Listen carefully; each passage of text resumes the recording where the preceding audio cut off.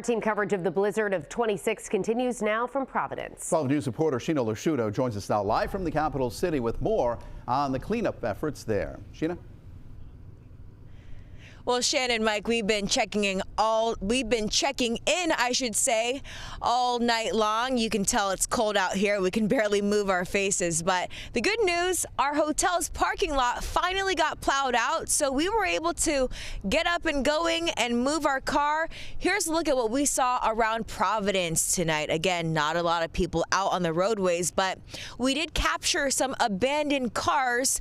This is Memorial Boulevard in the capital city, meaning some people likely tried to get out of wherever they were and they couldn't quite make it, and this is what's left behind. Again, really quiet out there right now. We did see most of the main roads are already quite plowed. It's the side streets that are still really messy, which is pretty typical for what you'd see following a weather event, never mind a big blizzard like this one.